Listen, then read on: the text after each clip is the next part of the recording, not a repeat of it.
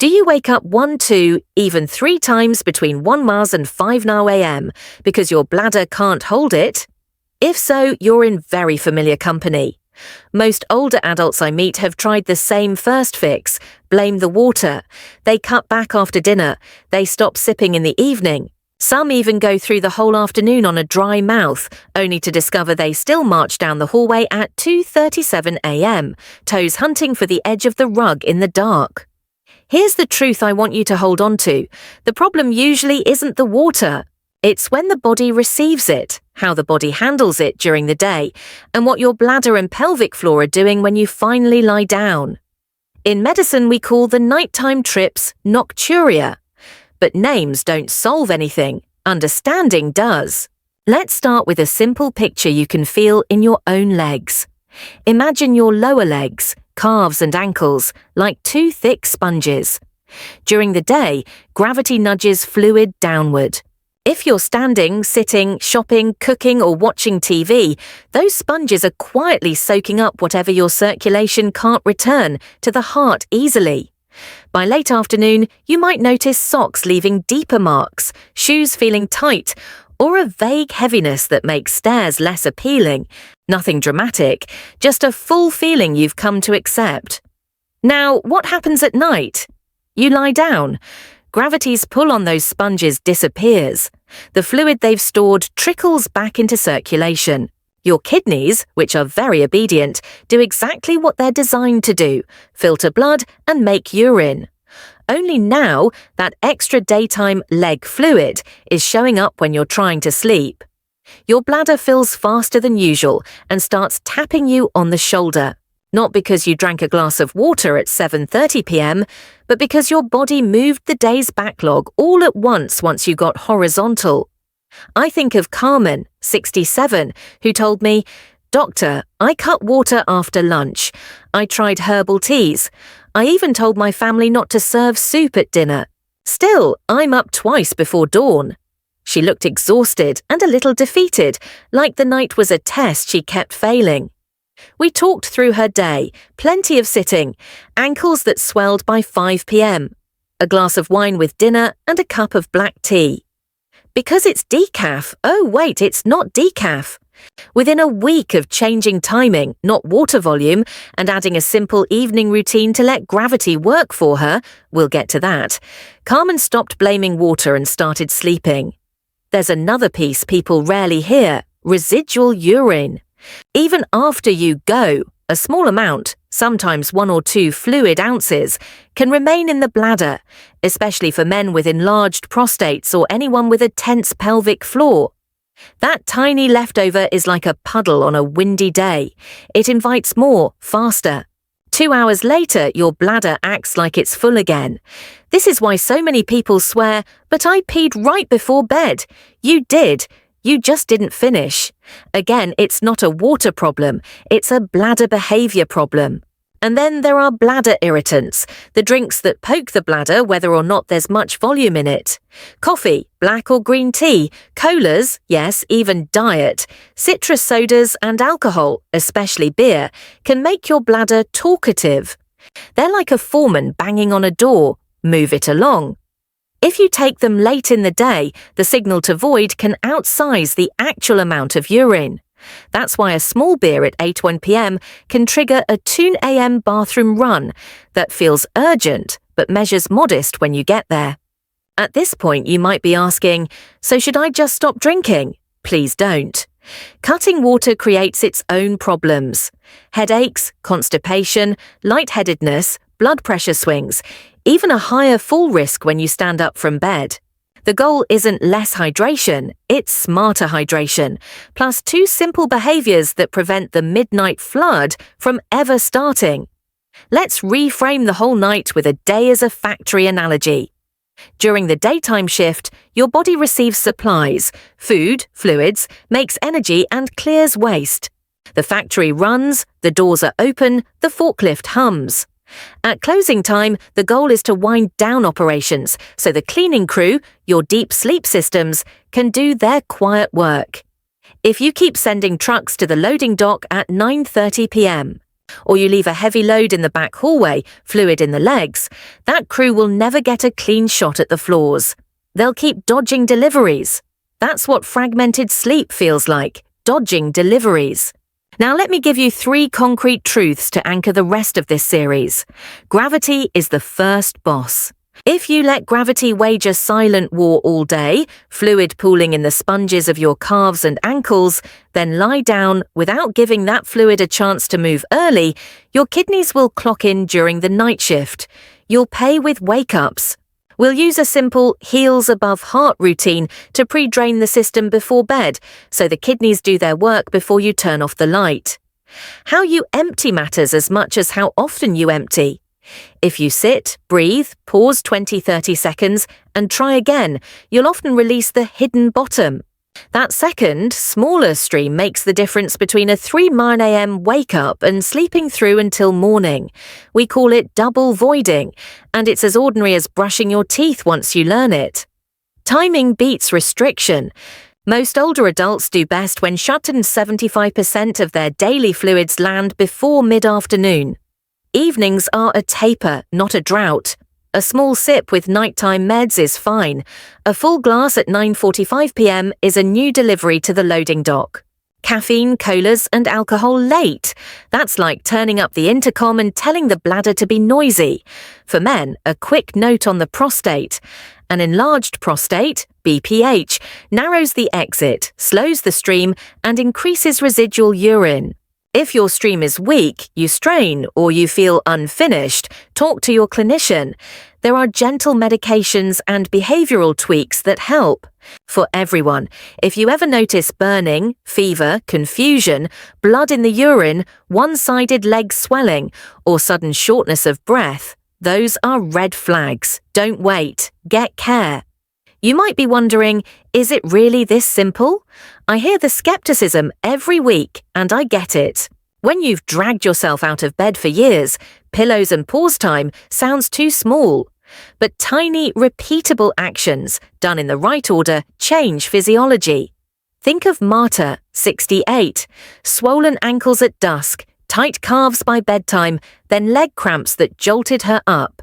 Elevation 90 minutes before bed, gentle ankle pumps, and a no irritants evening ritual later, she wasn't merely sleeping better, her legs felt lighter when she woke up. Rested legs walk with confidence. Confident walking prevents falls. One small habit touches everything. If you want a quick practical image to carry into tonight, use the dam gate. If a reservoir is near the limit and you plan to sleep through the night, you don't open the gate at 1 a.m. You release a bit early, on purpose, under control, so the system is quiet later. That's our plan. Not less water, better timing, not tougher nights, smarter days. Before we roll into the how-to, let's check expectations. You don't need new equipment. A couple of firm pillows or a wedge, 6-8 inches high, a kitchen timer on your phone, and a willingness to try a 20-30 second pause are enough. You won't be perfect every night. You don't need to be. Aim for 10-12 nights out of 14.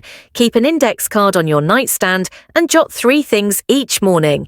Wake-ups to pee, number, leg heaviness on waking, 03, and morning energy, 03.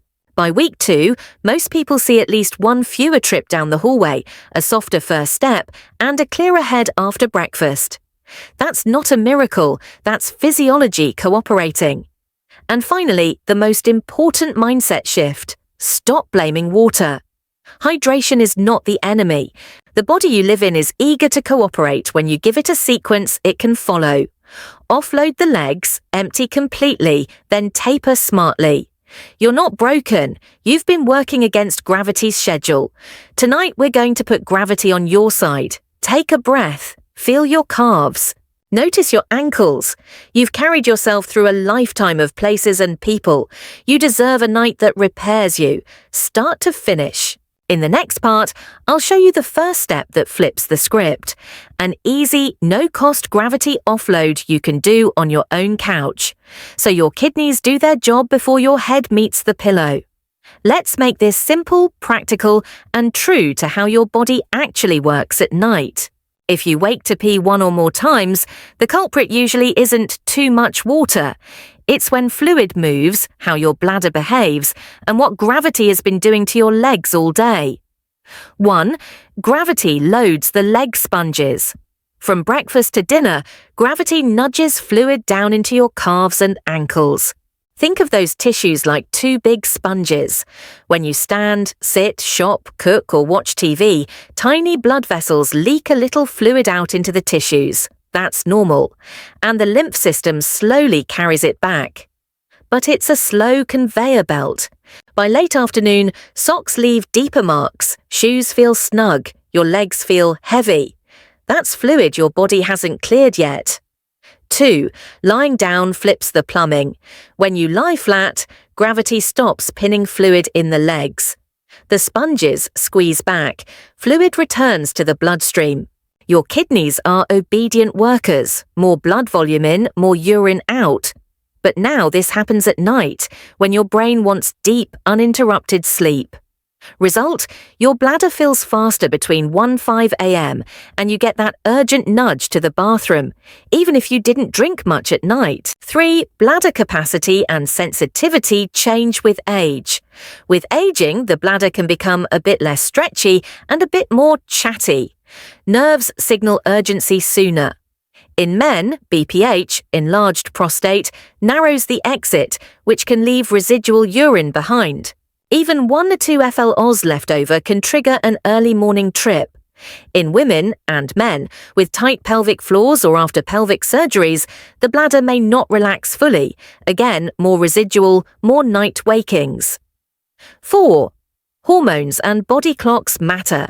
At night, your body normally produces more vasopressin, a hormone that concentrates urine, so you don't have to go as often. But stress, certain medications, sleep apnea, diabetes, or simply circadian misalignment can blunt that signal. If the nighttime concentrate doesn't kick in, you make larger volumes of dilute urine while you sleep. 5. Irritants can yell louder than volume. Some drinks poke the bladder regardless of how much is inside. Coffee, black green tea, colas, diet sodas, citrus sodas, and alcohol, especially beer. They either stimulate urine production or irritate the bladder lining, making the I have to go alarm ring earlier and louder. A small beer at 8 p.m. can equal a big 2 a.m. urge. 6. Salt and blood sugar timing amplify the effect. Salty dinners pull more water into your bloodstream later, handing kidneys extra volume overnight. Evening blood sugar spikes, desserts, late snacks, also drag water into urine, osmotic diuresis, filling the bladder faster. Neither requires a big glass of water to set you up for a restless night. 7. The factory analogy, why timing beats restriction. Daytime is the production shift. You take in fluids, make energy, ship waste. Nighttime is the cleaning shift. The brain wants uninterrupted, deep and REM sleep for memory and repair. If trucks, fluids, keep arriving at the loading dock at 9:45 p.m, or you leave a pallet, leg fluid, in the hallway until lights out, the cleaners keep getting interrupted. The fix is schedule and flow, not no water. 8. Why double voiding works. When you sit, breathe, wait 20-30 seconds and try again. The pelvic floor relaxes, the bladder neck opens, and the last bit drains. That tiny hidden bottom is often the difference between sleeping through and a 3 a.m. hallway march. 9. Why heels above heart works. Elevating your legs. 90 minutes before bed for 20-30 minutes lets gravity offload the sponges early. Your kidneys handle that volume before lights out, not at 2 a.m. Add gentle ankle pumps and calm breathing to milk the calves and quiet the nervous system. 10. Safety first. Simple, crucial guardrails. See a clinician urgently for burning urination, fever, confusion, blood in urine, chest pain, sudden shortness of breath, or one-sided leg swelling, pain. If you have heart failure, kidney disease, very low blood pressure, severe neuropathy, or foot wounds, personalize elevation and fluids with your care team. Don't dehydrate to sleep. Dehydration raises fall risk, blood pressure swings, headaches, and constipation. Tie in to the 3-step plan. This is why the plan is 3 parts. 1. Gravity offload. 2. Double voiding. 3. Smart hydration timing. You're not fighting your body, you're giving it a schedule it can follow. In 10-14 days, most people see fewer wake-ups, lighter legs in the morning, and clearer thinking after breakfast. Not magic, just physiology cooperating. If Nocturia is a nightly flood, step 1 is how we quietly open the gate before bedtime, so your kidneys finish their extra work before your head hits the pillow. I call it gravity discharge. It's simple, free, and surprisingly powerful. You use gravity to move daytime fluid out of your lower legs and back into circulation on your schedule, not at 2:30 a.m. Here's the plain English why. During the day, fluid tends to pool in the calves and ankles. Think of them as 2 soft reservoirs that slowly fill while you stand or sit. The moment you lie flat, gravity stops pinning that fluid down. It returns to your bloodstream, your kidneys filter it, and your bladder fills, right when you wanted deep sleep. Gravity discharge flips that timing. You invite the fluid to move earlier in the evening, when you're awake and near a bathroom, so you're not forced out of bed later. The core routine. About 90 minutes before bedtime, lie back and elevate your legs so your heels are above your heart. Use 2-3 firm pillows or a wedge about 6 to 8 inches high, 15-20 cm. Keep the legs relatively straight. Don't jackknife your knees, so veins and lymph channels have a clear path. Stay there 20-30 minutes. No straining, no special equipment. Read, watch a show, breathe slowly. Then get up, walk to the bathroom, and let the system do what it wants to do. Fine-tuning for better results. A few add-ons turn a good routine into a great one. While you're elevated, do 30 slow ankle pumps per side, toes to nose, toes away. Then a gentle calf stretch once you get up. Add 4 to 6 minutes of diaphragmatic breathing, 1 hand on chest, 1 on belly, feel the belly rise, to nudge the nervous system toward calm. This often reduces that edgy feeling that makes falling asleep harder. If your feet feel cool, a light throw blanket over the shins keeps muscles relaxed so drainage continues. Timing matters. The sweet spot is 90 minutes pre-lights out. Do it too close to bedtime and you may push that fluid into circulation right as you lie down. Your bladder will ring the bell at midnight. Do it too early, say late afternoon, and fluid may pool again by 9 p.m. The 90-minute window gives your kidneys time to filter and your bladder time to empty before sleep. Common mistakes and easy fixes. People often place a single small pillow under the ankles and bend the knees sharply. That actually kinks the path. Aim for a long, even ramp, heels higher than heart, knees soft but lengthened. Another mistake is trying to sleep all night with legs elevated. Don't. Gravity discharge is a pre-sleep treatment, not an all-night posture. And the most common misstep, doing it once, not most nights. Like brushing your teeth, consistency is the magic. Who should be cautious? For most folks, this is safe. Still, press pause and ask your clinician if you have advanced heart failure, frequently feel lightheaded, have very low blood pressure, open wounds on the feet or ankles, severe neuropathy, or one-sided swelling or pain, possible clot. If any of those apply, you need a tailored plan. For everyone else, start gently. 15 minutes the first 2 nights, then move to 20-30 minutes if you feel fine. Make it stick. Behavior design. Habits happen when we anchor them to something you already do.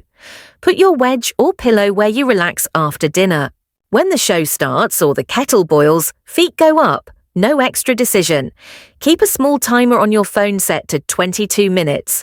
Place your water for evening meds on a side table, but keep the sips small.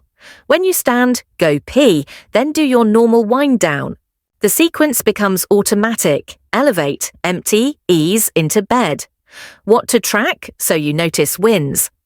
On a bedside index card, jot 3 notes each morning: wake-ups to pee, number, leg heaviness on waking, 003, morning energy, 003. Expect subtle gains first: warmer calves, fewer sock marks, a cleaner push-off when you stand. By week 2, many people see 1 fewer hallway trip and a friendlier first step out of bed. Real-world tweaks. If you wear compression socks, 15-20 mm for daytime swelling, great. Take them off at night and still do gravity discharge. If you take a loop diuretic, e.g. furosemide, ask about earlier timing, often late morning, so its peak action doesn't collide with bedtime. If getting to the floor or sofa is hard, do the routine in bed with a wedge. The principles are the same. And if knees don't like full extension, slide a thin rolled towel under the knees. Supportive, not bent. Why this step changes the night. When you gently mobilize pooled fluid before bed, you shift kidney work out of the night shift. That means fewer bladder signals, deeper sleep cycles, real repair. It's not glamorous, but it's physiology you can feel. In a week, most people don't say, "I cured Nocturia." They say, "I finally slept 5 or 6 hours straight and my legs didn't feel like bricks."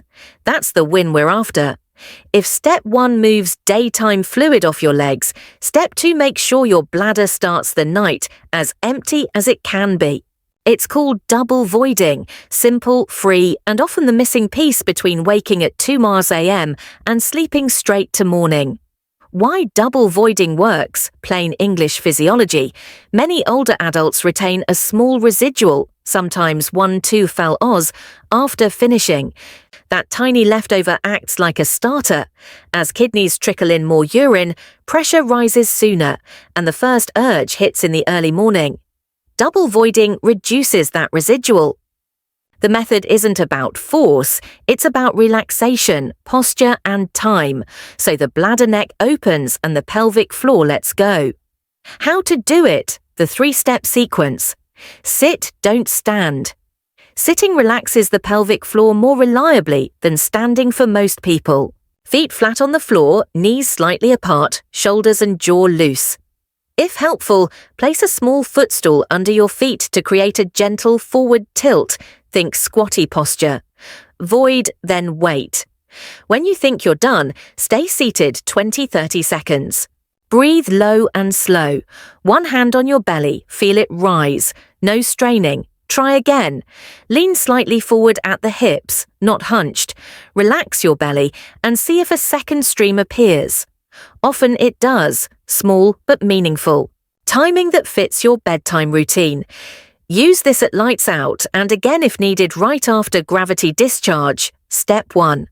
The 90-minute window from step 1 gives your kidneys time to filter and your bladder a chance to empty once. Then double void at bedtime for the cleanest start. Form cues that make a difference. Breath. Inhale through the nose, 4-5 seconds. Exhale, 6-7 seconds. Longer exhales cue the pelvic floor to soften. Jaw and tongue. Unclench the jaw. Let the tongue rest on the floor of your mouth. Pelvic floor and jaw often co-tense. Hands on relax. Place palms on lower abdomen. Think soft belly, open faucet. Sound cue. The sound of running water is not a myth. Turn the faucet on low if it helps. What not to do, don't strain or push down. Straining raises pelvic floor tension and can worsen incomplete emptying. Don't hover. Sitting fully, thighs supported, beats half sitting. Don't rush. Standing immediately after the first stream defeats the second release. Troubleshooting for common scenarios. Nothing comes out on the second try.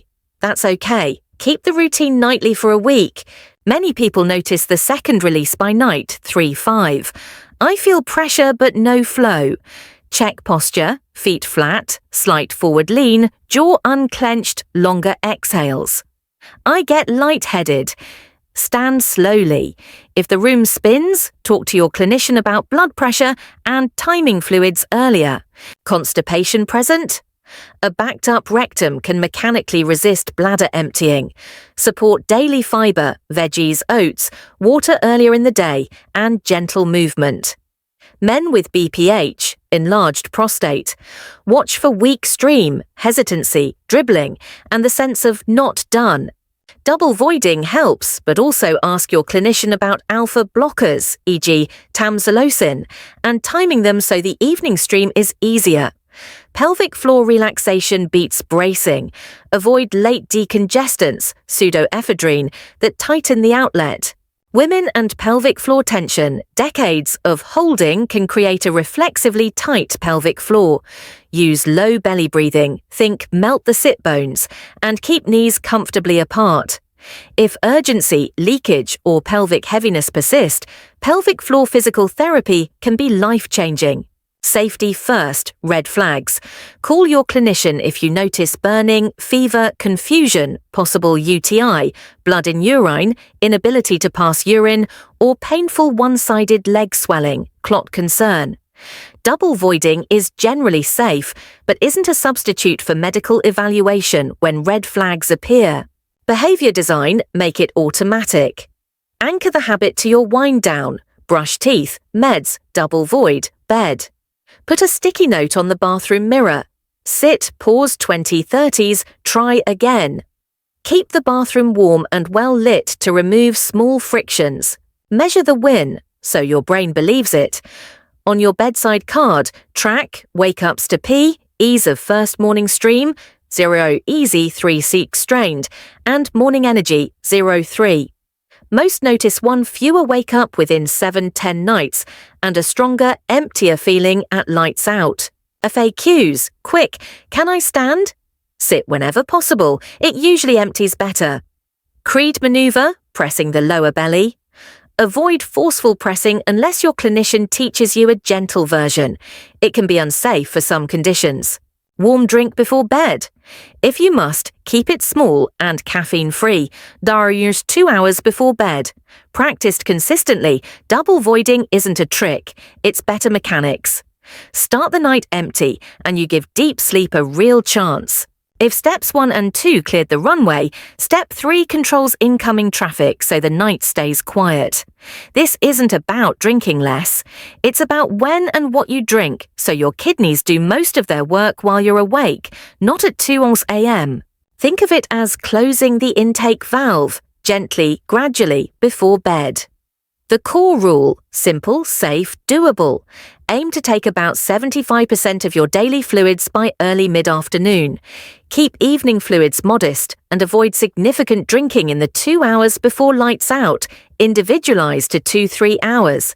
With nighttime meds, a small sip is fine. Skip the full 8 Oz glass. Why it works: kidneys process fluids in real time. Big boluses late evening raise urine production during the first sleep cycles, exactly when you need to be dropping into deep sleep. How much is enough and individualized? Most older adults do well around 6-8 cups day, 48-64 fel Oz, unless your clinician sets different targets for heart or kidney conditions. Spread that over the first 2/3 of the day, a glass on waking, with breakfast mid-morning, with lunch mid-afternoon. What we avoid is catch-up chugging at 7-10 p.m. Choose fluids that don't shout at your bladder. In the 5 to 6 hours before bed, skip bladder agitators, caffeine, coffee, black green tea, many sodas, energy drinks. Alcohol, beer, wine, spirits, diuretic and irritant. Colas, citrus sodas, regular or diet. Acid, carbonation, more urgency. Evening-friendly choices, if you want a ritual. Small cup, 4-6 fel Oz, of caffeine-free herbal tea, chamomile, lemon verbena, peppermint, ideally 2 hours before bed. Warm water with a tiny squeeze of lemon late afternoon, not late night. If you tend toward reflux, keep the final cup plain and small. Salt and sugar timing, quiet the night. Sodium pulls water. A high-salt dinner, soups, deli meats, takeout, can shift fluid into the bloodstream later. Favor salt-heavier foods earlier in the day, keep dinner simpler. Evening blood sugar spikes, desserts, big refined carb plates, drag fluid, and stimulate urine. If you live with diabetes or pre-diabetes, aim for balanced dinners, protein plus veg plus modest starch, and talk to your clinician about glucose targets. Medication timing, ask your clinician. Loop diuretics, e.g. furosemide, often best late morning so the peak effect ends long before bedtime. Tamsulosin or other BPH meds, timing can influence your evening stream.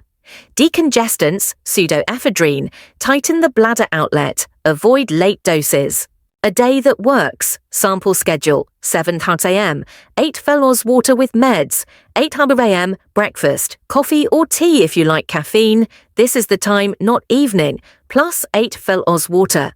10:30 a.m., 6 to 8 Oz water, light stretch walk, 12:30 p.m., lunch, 8 Oz water or unsweetened beverage. 3 p.m., 6 Oz water, last meaningful cup.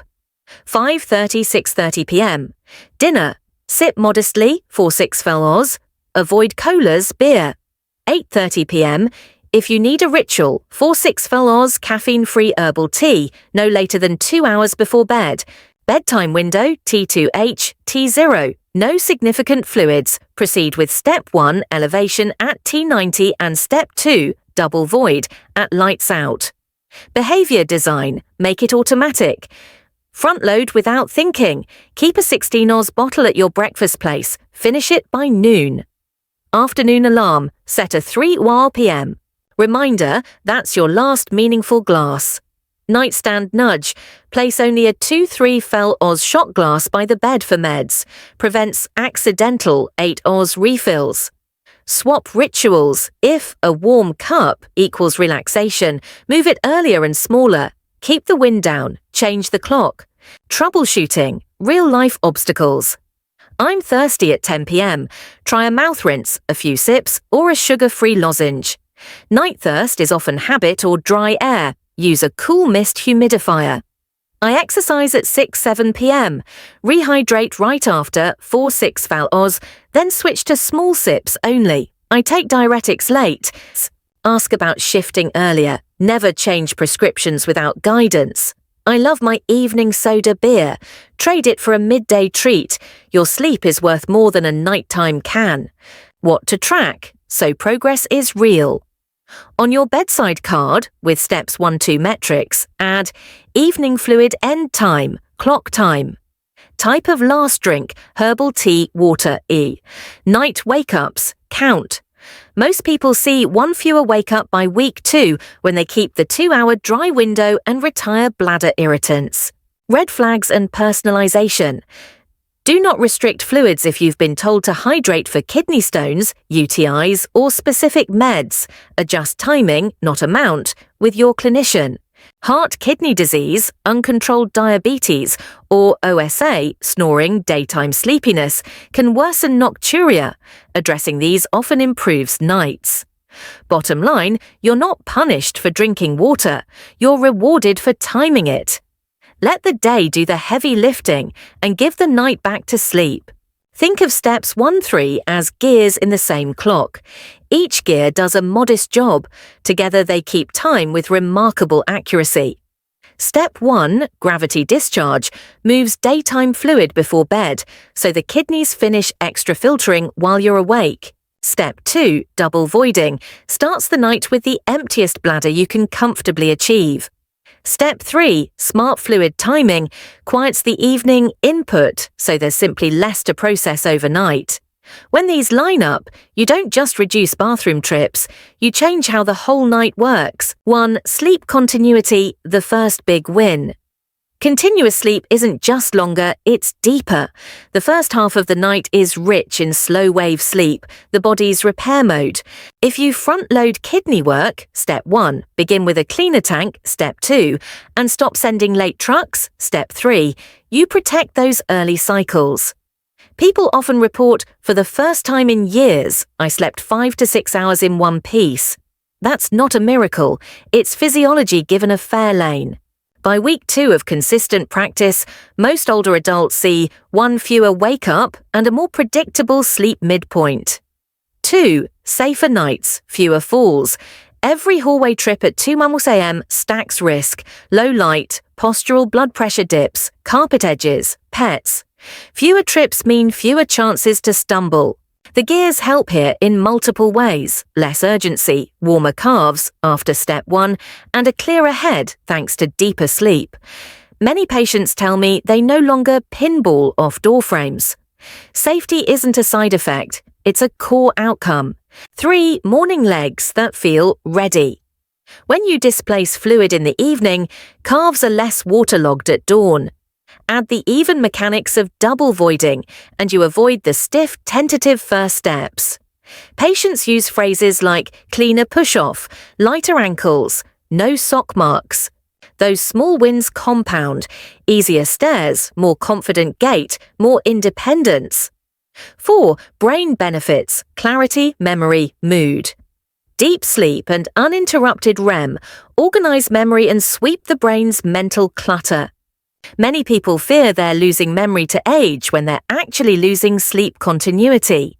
2 weeks after aligning the 3 steps, it's common to hear, "the fog lifted," or "I can read again without nodding off." Mood follows: less irritability, steadier motivation to walk, cook, call friends. 5. Bladder health and UTI risk. Residual urine is a cozy home for bacteria.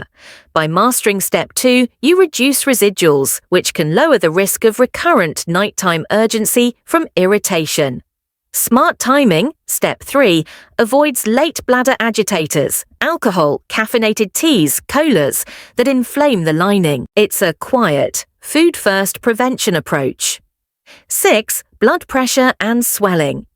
Evening boluses of fluid and salt can spike overnight blood volume and morning puffiness. Step 3 moves intake earlier. Step 1 mobilizes dependent fluid. Together they flatten the curve. Patients often wake with less hand and eyelid swelling and report steadier morning blood pressure readings. Always coordinate with your clinician. 7. Partner sleep and relationship repair. When you aren't up, your partner isn't awakened by mattress sway or hallway lights. Couples regularly say the same sentence in different homes: "We both woke up kinder." Chronic sleep fragmentation strains patience. Continuous nights give it back. 8. A routine you can actually keep. Because each gear is low cost and low effort, adherence is high. You already relax on the couch, step 1 anchor. Already use the bathroom, step 2. Already drink water, step 3. We're not adding chores, we're resequencing what you do. How the gains compound, cause and effect chain. Evening elevation, earlier filtration, less midnight bladder signaling. Double voiding, lower residual volume, longer stretch before urge returns. Fluid timing, smaller evening inflow, kidneys stay quieter overnight. Quieter night, deeper sleep, better balance and cognition next day. Better day, more walking, steadier mood, improved calf muscle pump, less pooling tomorrow. That last arrow is key. Today's sleep improves tomorrow's circulation, which then improves tomorrow night. It's a virtuous loop. What results look like on paper: 14-day log.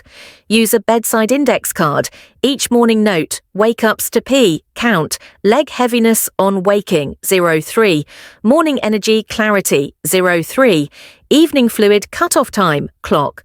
Typical pattern with good adherence, 10, 12, 14 nights. Nights, 1-3. Warmer calves, easier. First steps: wake-ups may be the same or down by 1. Nights, 4 to 7. Wake-ups often down by 1. Morning energy up by 1 point. Nights 8-14. Stable pattern, occasional off night, salty dinner, late event, but faster recovery next night. Troubleshooting plateaus. Still waking twice? Check the timing. Did elevation drift too close to lights out? Is the last drink sneaking past the T2 edged window? No second stream on step 2. Keep sitting the full 20-30 seconds. Add belly breathing. Consider a footstool to mimic a gentle squat angle. Late social evenings.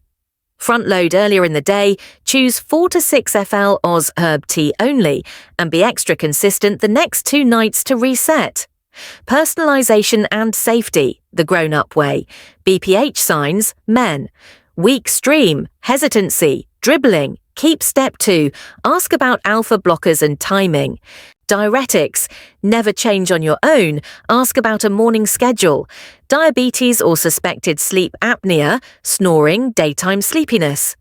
Optimizing glucose and treating OSA can halve nocturia for some, worth the conversation. Red flags, burning, fever, confusion, blood in urine, one-sided leg swelling, chest pain, shortness of breath. Seek care. Bottom line, you didn't fix nocturia with willpower. You re-engineered timing and mechanics so the body could do what it's built to do: sleep, mend, and wake ready. Before you lock these habits in, let's put safety rails around them. Most older adults can practice steps 1-3 with no problem, but a few situations call for caution, customization, or a medical check-in. Think of this section as your pre-flight list, quick to scan, powerful to prevent trouble. 1. The 3-question safety screen before you start. Do you have one-sided leg swelling or pain, calf or thigh, new and unexplained? Do you ever notice blood in your urine, burning with urination, fever or sudden confusion? Do you live with advanced heart failure, frequent lightheadedness, very low, blood pressure or open foot ankle wounds? If yes to any, pause the routine and talk to your clinician first. One-sided swelling pain can signal a blood clot, DVT. Urinary symptoms suggest infection. Heart vascular or wound issues change how we elevate and hydrate. 2. Conditions that change the playbook. Heart failure, moderate severe. You still need fluid timing, but exact fluid targets and salt limits are individualized. Elevation can be helpful, yet do shorter sets, e.g. 10-15 minutes, and avoid breath holding. Report any new shortness of breath or sudden weight gain, daru untu lb in 24H or 5 lulbas in a week. Chronic kidney disease, don't self-restrict water. Follow your nephrology plan for daily fluid and potassium doxodium. Our win is timing, not cutting. Diabetes, evening glucose spikes drive nighttime urine. Keep dinners balanced. Protein plus veggies plus modest starch. If you see higher nocturia on high glucose nights, that's a useful signal to share with your care team. Obstructive sleep apnea, OSA. Snoring and daytime sleepiness. Untreated OSA worsens nocturia. Screening and CPAP can reduce night trips dramatically. BPH, enlarged prostate. Double voiding helps, so does talking with your clinician about alpha blockers, e.g. tamsulosin, and their timing. Avoid late decongestants, pseudoephedrine. Lymphedema or severe venous disease. Elevation helps, but you may need compression guidance and physical therapy input. Peripheral neuropathy, judging foot ulcers. Elevate with padding, check skin daily. If you have open sores, get wound care advice before changing routines. Frequent dizziness, fall risk. Elevate on a stable surface, bed, couch, keep a nightlight, and stand up slowly. 3. Medication timing that matters. Loop diuretics, furosemide, Lasix, bermetanide. Ask about taking them late morning so the peak effect ends long before bedtime. Blood pressure meds, some cause orthostatic drops. If you feel woozy when you stand after elevation, bring this up. Small timing shifts can help. BPH meds, fine-tuning dose timing can improve evening flow.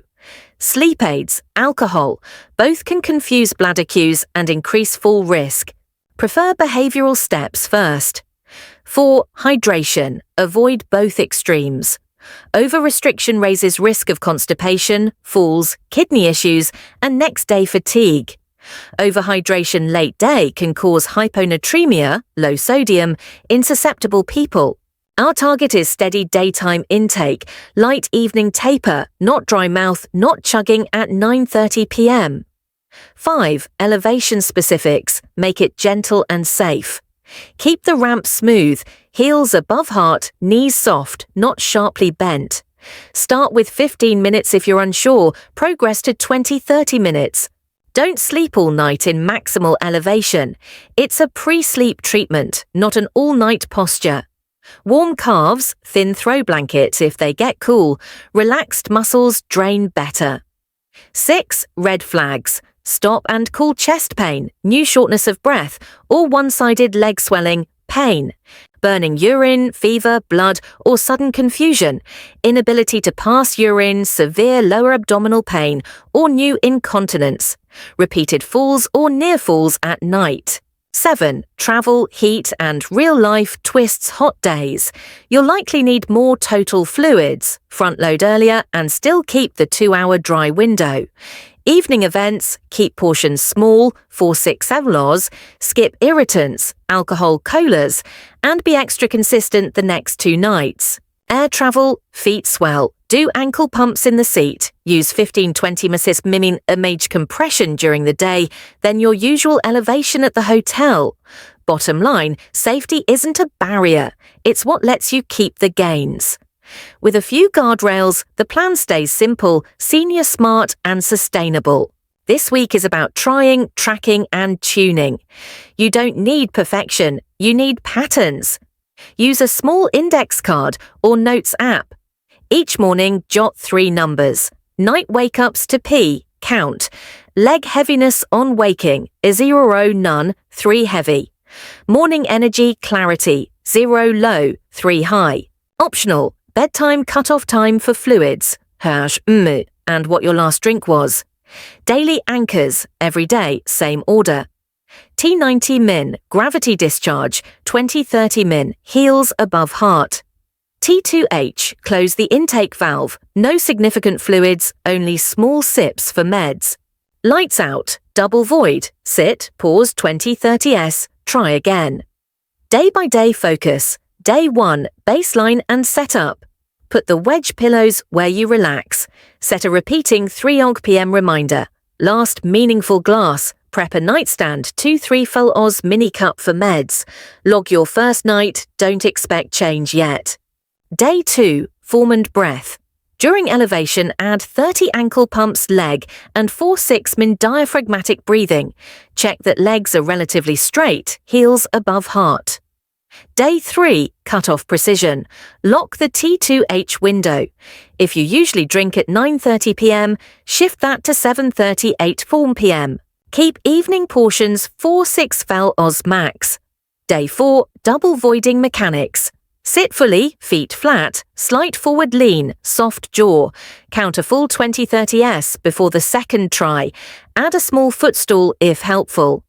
Day 5, irritant audit.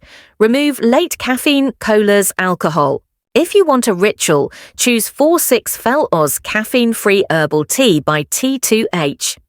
Day 6, compression and walk. If you use 15-20 mm daytime socks, wear them through afternoon, take off at night and still elevate. Add a 10-15 min easy walk by late afternoon to prime the calf pump. Day 7, reflect and adjust. Compare your card to day 1. Did wake-ups drop by 1? Is leg heaviness down 1 point? If wins are partial, keep the routine and adjust the strictness of T2H to 2.53H for week 2. Troubleshooting quick hits. Still waking twice? Elevation may be too close to bedtime. Start earlier. No second stream. Sit longer. Slow exhale, 6-7s. Cues pelvic floor release. Thirst at 10 p.m. Mouth rinse or a few sips. Consider a cool mist humidifier. Evening exercise, rehydrate right after with 4-6 Oz, then small sips only. Success looks like fewer trips, warmer calves, cleaner push-off, and a calmer mind on waking. Aim for 10-12 compliant nights over 2 weeks. Your physiology rewards consistency. If this helped, subscribe to Senior Daily and tap the bell so you don't miss the next step-by-step plan. In the comments, tell me the one habit you'll start tonight and your state, e.g. Arizona, Ohio. Your note could be the nudge someone else needs to finally sleep through the night. You're not stuck. You're one small change away.